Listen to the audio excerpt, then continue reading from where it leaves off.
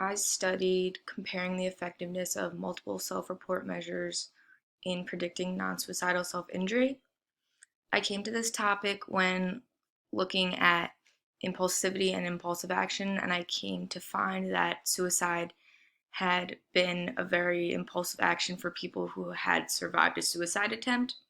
So I decided to look at self-report measures from an ongoing study that was conducted at Brown University to see which self-report measure that the subjects had taken to see which one could have predicted if they would have conducted self-interest behavior upon themselves um, during the study.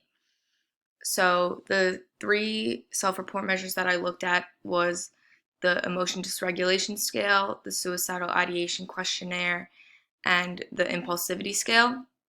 I chose these scales in particular because through research I had found that emotion dysregulation, suicidal ideation, and impulsivity were the top three uh, risk factors for committing suicide or non-suicidal self-injury. And because non-suicidal self-injury is the main risk factor of suicide, I wanted to see if I could find a way to predict self-interest behavior that would ultimately prevent future suicides. I hypothesized that all scales would be effective in predicting non-suicidal self-injury. However, impulsivity would be the strongest predictor. My methodology consisted of 100 patients that were included in a study called Teen Assessment Interview on Life Stress at Brown University. I had a mentor, Richard Liu, who had conducted the experiment, and so the data that I used was collected from his experiment. So I used a series of mediation analyses to test the effectiveness of each scale in predicting non-suicidal self-injury. So in figures 1, 2, and 3, you can see the scales that were being used.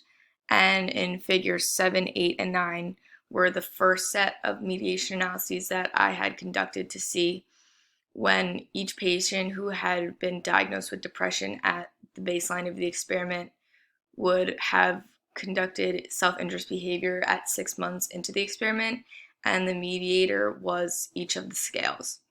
So from these analyses, I had found that each of the scales was effective and significant in predicting non-suicidal self-injury. So in figures 10 and 11, I conducted parallel mediation analyses to compare the effectiveness of each of the scales to ultimately find the best predictor. So in figure 10, I compared the emotion dysregulation scale and suicidal ideation questionnaire and found that the suicidal ideation questionnaire was more effective than the emotion dysregulation scale.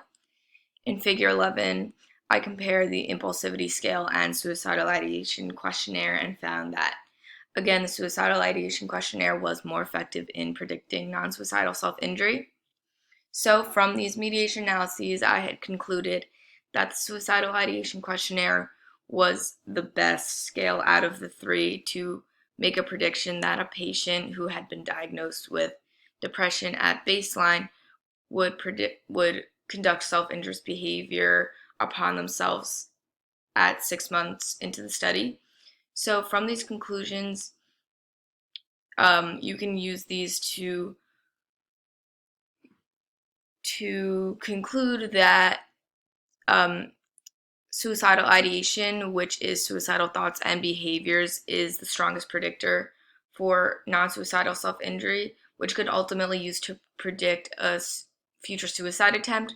And this can be used in a hospital or lab setting with patients who have been diagnosed with depression to ultimately prevent them from conducting self-interest behavior and ultimately committing suicide or having a suicide attempt.